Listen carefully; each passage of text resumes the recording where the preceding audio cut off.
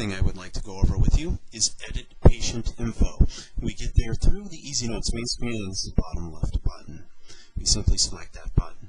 From here, we can do a tremendous amount of things. Of course, here we only have one patient, but we can import a new patient from various billing software that would be able to pull them in as well as identify a unique identification number for that patient.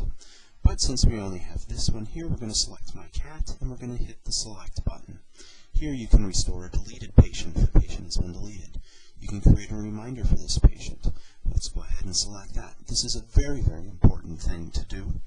And we've all had patients that have come in and seen us who have cervical fusion of C5 and C6 that was surgically done. When we're in a hurry and our patients get us off track and we're thinking, it's very easy to think, oh, this thing's really locked up, I'm really going to move this. Really, really bad idea. However, if you have something that every time you go and pull up that patient, it comes in and sits there and tells you, hey, don't adjust C5 and C6, it's surgical, you're a lot less likely to do it. So we're just going to put that in here. Don't adjust C5 and C6 surgical fusion. And then we simply hit the Accept button. We can go back into regular visit, and when we select that patient, we get a little message that pops up that tells us not to do it. We click OK.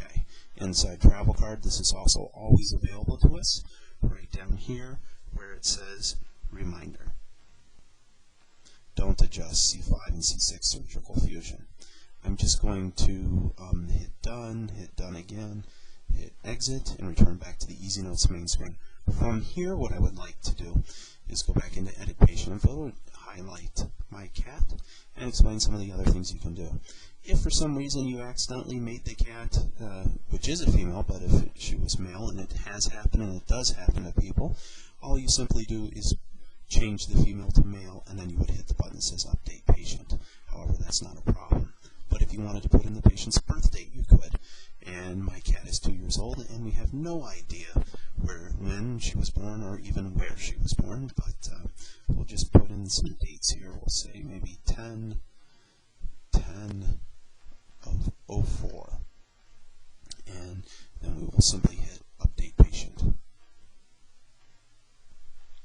Next, what we want to do is we could change the patient's diagnosis.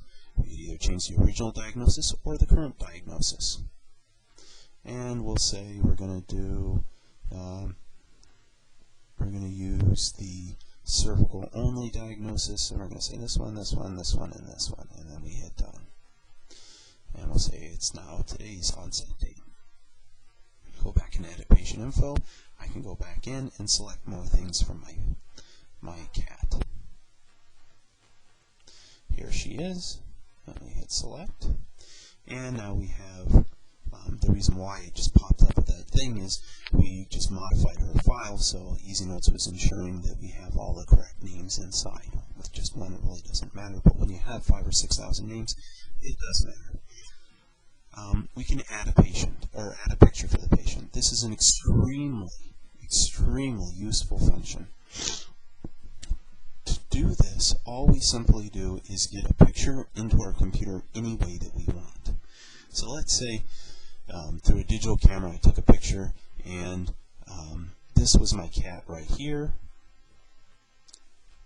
Let's see here, I've got a smiley face in here somewhere. That was the picture of my cat, and I say open, and now it gives me a name for this, and we'll say this was actually a picture of her neutral lateral cervical from 11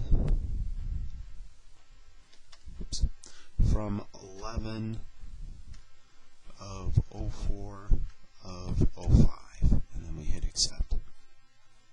We hit return. That picture is now stored in my cat. So I can go into regular visit, I can select my cat. We get our thing that says don't adjust C5 or C6, there's surgical fusion there. But we can also view the patient's pictures. See patient's images. Here it is, neutrolateral cervical, and there it is, the happy smiley face. This can be extremely valuable at times. going to hit select, or back, and then return, and we're going to end up at the main screen. The reason why this can be extremely valuable is how many times do you have a patient you're about ready to adjust them, and out of nowhere comes, hey doc, remember that bone spur I have in my neck? And you're sitting there thinking, no, I really don't. But of course you can't say that. So you think, well, okay, we're going to have to go and pull your x-rays and we'll look at it together. And then it slows you down, and then you're off track. And then, if your life works anywhere like mine typically will be, then already archived in the back because it's 3 years old. And you're sitting here thinking, oh boy, we're going to have to go over this next time. And then you're trying to remember it next time. There's no reason or no need to do that. When they turn around and sit there and say, hey, doc, remember that bone spur? You could sit there and say, well, let's look at it together. And you just go to easy options and see patient's images.